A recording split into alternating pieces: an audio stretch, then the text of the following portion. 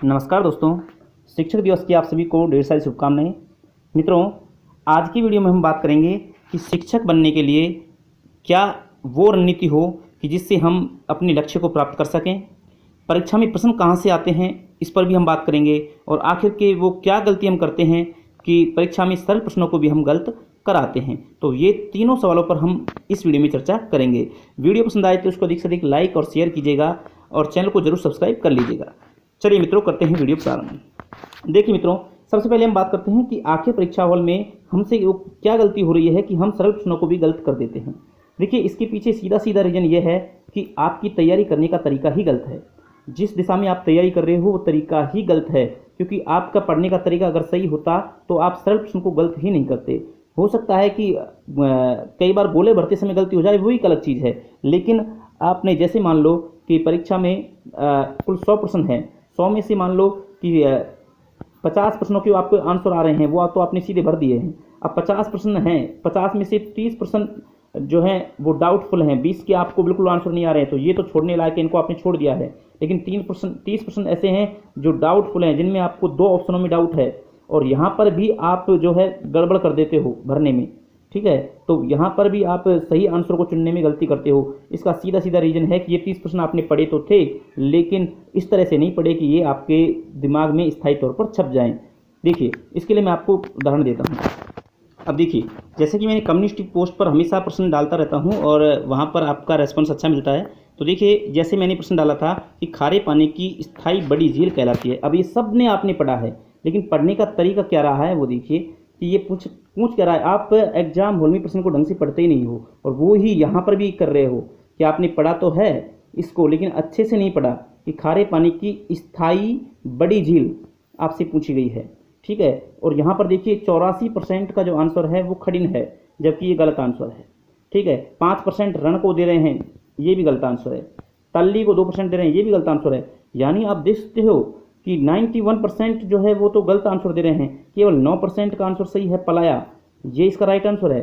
तो बताइए, यही गलती होती है। यानी प्रश्न सरल था और फिर अपन कहते हैं कि सरल प्रश्न गलत हो गया। तो इसका कारण है कि हमारा पढ़ने का तरीका ही गलत है। ठीक है, हमारा दूसरा जो प्रश्न था कि प्रश्न कहाँ से आते हैं। मित्रों, प्रश्न यही आते हैं, बस हमारे पढ़ने के तरीकों को हमें सुधारना होगा। प्रश्न वहाँ से आते हैं जहाँ डाउट हो। ध्यान दीजिएगा मेरे इस बात पर गौर कीजिएगा कि प्रश्न वहाँ से आते हैं जहाँ पर डाउट हो। ठीक है, तो जहाँ भी डाउट लगता है प्रश्न में, वहीं से प्रश्न आएंगे। जैसे कि ये प्रश्न है, तो यहाँ पर डाउट है कि यहाँ पर आपको वो घुमाएगा। ये सारे शब्द जो हैं आपने पढ़े हैं, खड़ीन भी आपने पढ़ा है, पलाया भी आपने पढ़ा है, रण भी पढ़ा है, तल्ली पढ़ा है। तो यहाँ डाउट होगा, यहाँ पर जो अभ्यर्थी है वो कंफ्यूज होगा, और प्रश्न वहीं से उठाता है एग्जामिनर कि जहाँ पर अभ्यर्थी कंफ्यूज हो जाए। प्रश्न सरल है लेकिन थोड़ा सा उसको घुमा देता है।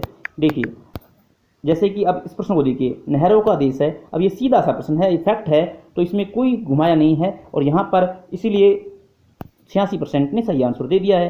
तो बिल्कुल सही आंसर, इसमें कोई घुमाने वाली बात ही नहीं है। तो ऐसे प्रश्न बहुत कम देखने को मिलते हैं आजकल। ठीक है, लेकिन अगर इसको घुमा देता वो, तो निश्चित तौर पर ये जो संख्या है बहुत कम रह जाती। अब जैसे मैं आगे एक प्रश्न दिखाता हूँ आपको, समझने का प्रयास कीजिएगा कि किस तरह से प्रश्न आते हैं। देखिए, ये मैंने डाला था कि कृष्ण जन्माष्टमी मनाई जाती है, ये एक सीधा सा फैक्चुअल प्रश्न था, तो इसमें भी सबने सही आंसर दिया है कि 95% जो है भारत कृष्ण अष्टमी बिल्कुल सही आंसर दे रहे हैं, क्योंकि ये सीधा प्रश्न था, ये आपने रट रखा है। लेकिन अब देखिए, समझने वाली चीज़ जो है वो यहाँ पर देखिए, राजस्थान के किस दुर्ग पर सर्वाधिक देसी आक्रमण हुए हैं। तो प्रश्न ये बिल्कुल सीधा सा है, आपने सबने पढ़ा है कि किस दुर्ग पर सर्वाधिक देसी आक्रमण हुए हैं। तो लेकिन आप यहाँ देखिए 82% दे रहे हैं भटनेर दुर्ग, जो कि गलत है। ये आंसर गलत है, भटनेर दुर्ग नहीं है। आपने प्रश्न को पढ़ा ही नहीं ढंग से कि देसी आक्रमण पूछ रहा है। कैसे आक्रमण पूछ रहा है? देसी आक्रमण। और यहीं जहाँ कन्फ्यूजन है वहीं वो प्रश्न बनाएगा और वही ऑप्शन में वो डालेगा। इसलिए फर्स्ट ऑप्शन मैंने भी यही डाला था, तो यहाँ गलती हुई है। और इसका राइट आंसर क्या होगा देखिए, तो यहाँ पर देखिए भटनेर दुर्ग ज़्यादातर करेंगे। बहुत सारे जो स्टूडेंट हैं जो पढ़ते नहीं हैं, डायरेक्ट एग्जाम देने जाते हैं, वो चित्तौड़गढ़ को ज़्यादा सुने हुए होते हैं, तो चित्तौड़गढ़ पर क्लिक करते हैं। लेकिन वास्तविक आंसर क्या है, वो है तारागढ़ अजमेर। ठीक है, तो इस प्रकार के प्रश्न आते हैं जहां डाउट हो, वैसे ही एग्जाम में ज़्यादा प्रश्न आने की संभावनाएं होती हैं। अब देखो, ये सीधा प्रश्न है कि दूसरे राष्ट्रीय आपात के समय राष्ट्रपति कौन था। लेकिन ये एक ऐसा प्रश्न था कि जिसमें अगर आपका कॉन्सेप्ट क्लियर है राष्ट्रपति वाला, तो ही आप इसको सही कर सकते थे। यानी कि आपको ये पता है कि दूसरा राष्ट्रीय आपातकाल कब लगा है, तो ही आप इसको सही कर पाएंगे। तो ऐसे आपको मतलब सोचना होगा। किसी भी टॉपिक को आप पढ़ रहे हो, जैसे कि आप राष्ट्रपति पढ़ रहे हो, तो राष्ट्रपति को पढ़ते समय इसको 360 डिग्री एंगल से देखना होगा, चारों तरफ कहाँ कहाँ से प्रश्न बन सकते हैं, ये आपको देखना ही होगा। तब जाकर आपकी तैयारी एक निखरेगी, अच्छे निखार पर आएगी। ठीक है मित्रों, अगर इस तरह से आप पढ़ोगे तो एक समय वो आएगा कि प्रश्न खुद कहेगा कि मैं एग्जाम में आने वाला हूँ। जी हाँ मित्रों, अगर इस तरह से पढ़ाई करोगे तो आपको एक समय लगने लगेगा कि ये प्रश्न एग्जाम में आने वाला है। ठीक है, अब ये सीधा प्रश्न था कि राष्ट्रपति का पद लिया गया है, तो इसको सब जानते हैं, इसलिए बिल्कुल सही आंसर दे दिया है। लेकिन देखिए प्रश्न थोड़ा सा घुमाया है, सरल प्रश्न है लेकिन थोड़ा सा घुमा दिया है कि मूल संविधान में कितने मूल कर्तव्य थे। सबने पढ़े हैं मूल कर्तव्य कितने हैं, तो भाई साहब 70% जो है वो 11 बता रहे हैं, जो कि गलत है। 14 बता रहे हैं, 14% बता रहे हैं 10, ये भी गलत है। ठीक है, 4% बता रहे हैं 8, ये भी गलत है। तो वास्तविक क्या है, कोई नहीं, 13% का ही आंसर सही है, बाकी सारे गलत हैं। तो समझ सकते हो कितना सरल प्रश्न भी सब अड़च गए। यानी पढ़ने का हमारा तरीका सही नहीं है, इस तरीके को बदलना होगा। हमको बहुत ठहराव से पढ़ना होगा। पढ़ाई भागने का विषय नहीं है, स्पीड में पढ़ने बदलने का विषय नहीं है, बहुत ठहराव से समझते हुए इस चीज़ों को पढ़ना होगा। ठीक है, तो मूल संविधान में पूछा है कि मूल संविधान में मूल कर्तव्य थे ही नहीं। ये आप जानते हैं कि मूल संविधान में मूल कर्तव्य थे नहीं, जिनको बाद में जोड़ा गया था। तो ये तरीका है। ठीक है, तो ये दोनों प्रश्नों के जवाब आपको मिल गए हैं। तो देखिए ये दोनों प्रश्नों के जवाब मैंने दे दिए हैं। परीक्षा में प्रश्न कहाँ से आते हैं, वहाँ से आएंगे जहाँ डाउट हो। और परीक्षा हॉल में गलती क्यों करते हो, क्योंकि हमारे पढ़ने का तरीका सही नहीं है। इस तरीके को हमको बदलना होगा। अब मैं आपको कुछ पॉइंट बता रहा हूँ कि शिक्षक बनने के लिए क्या रणनीति होनी चाहिए। आपको अगर वास्तव में ही अपने लक्ष्य को प्राप्त करना है तो आपको इन स्टेप्स को फॉलो करना पड़ेगा। तो देखिए पहला हमारा पॉइंट है कि अपना लक्ष्य निर्धारित करें। बहुत सारे मित्र तो इसी कन्फ्यूजन में हैं कि मैं तैयारी किसकी करूं। वो यही अभी समझ ही नहीं पा रहे हैं कि मैं तैयारी किसकी करूं, कि फर्स्ट ग्रेड करूं, फर्स्ट ग्रेड का एग्जाम पास में आ गया, कि सेकंड ग्रेड की करूं या रीटेट मेंस की करूं। तो इसी कन्फ्यूजन में है। तो सबसे पहले तो अपना लक्ष्य निश्चित करें कि मुझे तैयारी किसकी करनी है। और जिसका लक्ष्य निश्चित कर लिया, चाहे आपने रीट मेंस का किया है, चाहे आपने फर्स्ट ग्रेड का किया है, चाहे आपने सेकंड ग्रेड का किया है, जिसका किया है तैयारी उसी की कीजिए। आपको एग्जाम तीनों देने हो चाहे, लेकिन तैयारी जिसका आपने लक्ष्य बनाया है उसी की तैयारी करनी है, उसी के सिलेबस को अपने पास में रखना है, बाकी के सिलेबसों को दूर हटा दीजिए। पहले काम आपको ये करना है। ठीक है, दो नावों पर सवार होने का प्रयास ना करें। दूसरी चीज़ है निश्चित और सीमित सामग्री रखें। मैंने पहले भी आपको बताया है कि अपने पास जो पढ़ने की सामग्री है वो निश्चित रखें।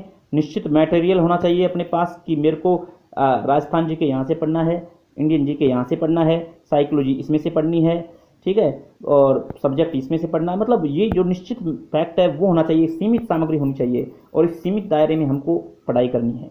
ठीक है, ये जरूरी है। हमको बहुत सारी ढेरों किताबें इकट्ठी नहीं करनी है जिनको हम रिवीजन ही नहीं कर पाए, ऐसा नहीं करना है। हमको निश्चित और सीमित सामग्री रखनी है। अगली है समय सारणी बनाएं। समय सारणी बनाने से मतलब ये है कि अपन टाइम मैनेजमेंट के हिसाब से पढ़ाई करें। एक टाइम सेट करें। टाइम सेट करने से मतलब है कि आप ये फिक्स करें कि आज मेरे को ये टॉपिक करने हैं। जैसे मैंने एक बार इस पर वीडियो बनाया है, आप देख सकते हो इसको जा करके, कि राजस्थान जी के चल रही है अपनी, तो राजस्थान जी के में मेरे को आज मेवाड़ पढ़ना है, तो ऐसे करना है। ज्योग्राफी में मेरे को आज भारत का भूगोल पढ़ना है। ठीक है, मतलब इस तरह से आपको एक समय सारणी बनानी है। ठीक है, अपना दिन का छोटे छोटे टारगेट बनाएं, दिन का डिसाइड करें। एक महीने का टाइम टेबल नहीं बनाना है, एक दिन का टाइम टेबल बनाएं। इस तरह से अगर आप टाइम टेबल बनाओगे तो निश्चित तौर पर आपकी जो तैयारी है बहुत शानदार हो जाएगी। निरंतरता रखना जरूरी है।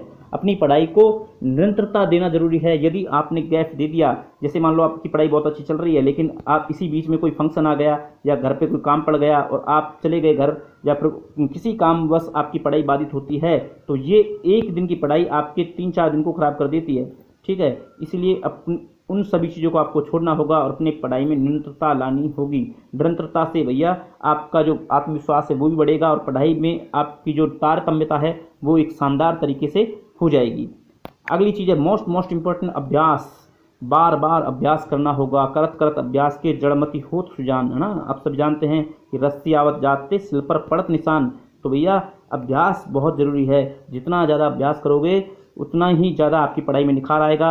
रिवीजन करिए, जो भी आपने पढ़ा है उसको रिवीजन करना जरूरी है, क्योंकि अगर आपने रिवीजन नहीं किया तो फिर बार बार एग्जाम में वही गलती करोगे, सरल प्रश्नों को भी गलत कर जाओगे। इसलिए सीमित मैटर रखें और सीमित मैटर को बार बार पढ़ें, जितनी बार पढ़ सकें उसी को पढ़ें। आपको अलग से बहुत सारे लुभाएंगे कि बाजार में ये चीज़ आ गई है, ये सामग्री आ गई है, उनकी तरफ ध्यान ना दें।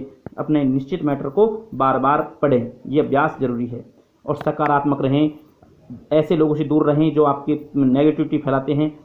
आपको सकारात्मक रहना है, पॉजिटिव रहना है। आपको ये निश्चित करना है, मन में ये बैठा लेना है कि मेरा सिलेक्शन होगा, एक सीट मेरी निश्चित है, बाकी का मेरे को पता नहीं। ये चीज़ आपको दिमाग में रखनी है, ठीक है। पॉजिटिव सोचना है, नेगेटिव नहीं सोचना है, क्योंकि ऐसा मानना है कि मनुष्य जो सोचता है वही होता है, ठीक है।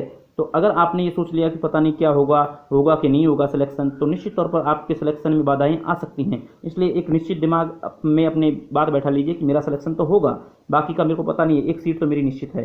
तो ये सकारात्मक दृष्टिकोण आपका होना चाहिए। तो मित्रों, ज़्यादा बड़ा वीडियो मैं नहीं करूँगा, मैंने पहले भी इस पर वीडियो बनाया है, आप उसको देख सकते हैं। और अपनी तैयारी को एक सुनिश्चित दिशा दीजिए, अपने टारगेट को निश्चित कीजिए, निश्चित सामग्री रखिए, समय सारणी के साथ पढ़ाई कीजिए, पढ़ाई में निरंतरता बनाए रखिए, अभ्यास करिए, लगातार बार बार अभ्यास कीजिए और अपने सकारात्मक दृष्टिकोण को बनाए रखें। इसी आशा के साथ कि आप इसी तरह से पढ़ाई कर रहे होंगे।